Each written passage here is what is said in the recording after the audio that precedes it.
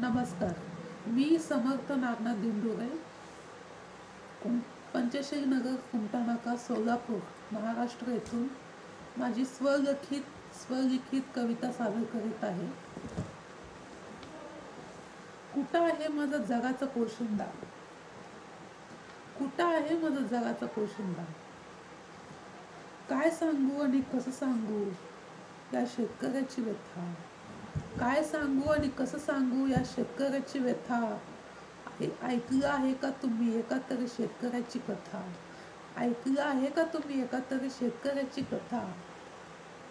ना काळ बघतो ना कुठला वेग बघतो, ना काळ बघतो ना कुठला वेग बघतो, काहीही न बघता रात्र दिवस शेतात राबतो, उपाशी पोटी उन्हात निजतो, उपाशी पोटी उन्हात निजतो.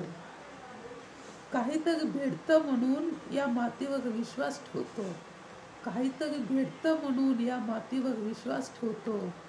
शेवटी देवाचे खेळ, पाऊस न पडता त्याचे स्वप्न पूर्ण वाऱ्यावर वाहून जातो, स्वप्न पूर्ण वाऱ्यावर वाहून जातो.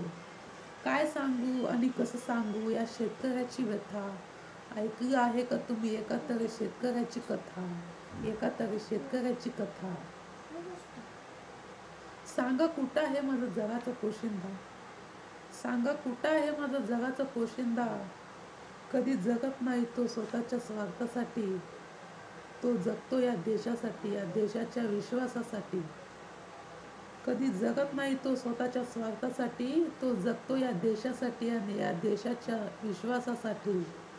फक्त काम काम करून कष्टाचे घाम गळून, फक्त काम काम करून कष्टाचे घाम गळून जगतो तो एकमेव राजा, माझा शेतकरी राजा, माझा शेतकरी राजा. काय सांगू आणि कसं सांगू या शेतकऱ्याची व्यथा? ऐकलं आहे का तुम्ही एका तरी शेतकऱ्याची कथा? एका तरी शेतकऱ्याची कथा. दुःख आनंद भावनामध्ये सहभाग होतो, दुःख आनंद भावनामध्ये सहभाग होतो तो जगाचा पोशिंदा. भला कोणताही मोठा सण असो, ना कधी सूट घालतो ना कधी बूट घालतो.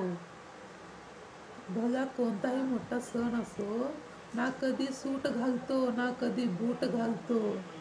फक्त अंगावर एक टॉवेल, पांढरी धोतर नेसतो. तुला याची भान आहे का रे दादा? तुला याची भान आहे का रे दादा? काय सांगू आणि कसं सांगू या शेतकऱ्याची व्यथा? ऐकलं आहे का तुम्ही एका तरी शेतकऱ्याची कथा? रस्त्यावर बसून भाजी विकतो, रस्त्यावर बसून भाजी विकतो, एक एक रुपयासाठी उन्हात खपतो. रस्त्यावर बसून भाजी विकतो, एक एक रुपयासाठी उन्हात खपतो. या कष्टकरी शेतकऱ्याला भाव नसतो, या कष्टकरी शेतकऱ्याला कधी भाव नसतो. तेच हॉटेलची भाजी सांगेल तेवढ्या पैशाने घेऊन सुद्धा तोंडाला चव नसतो. तेच हॉटेलची भाजी सांगेल तेवढ्या पैशाने घेऊन सुद्धा तोंडाला कधी चव नसतो.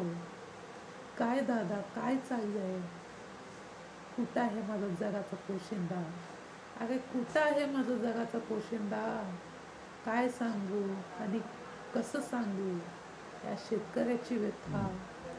ऐकलं आहे का तुम्ही एका तरी शेतकऱ्याची कथा? शेतकऱ्याची कथा. कुठं आहे माझा जगाचा पोशिंदा? धन्यवाद.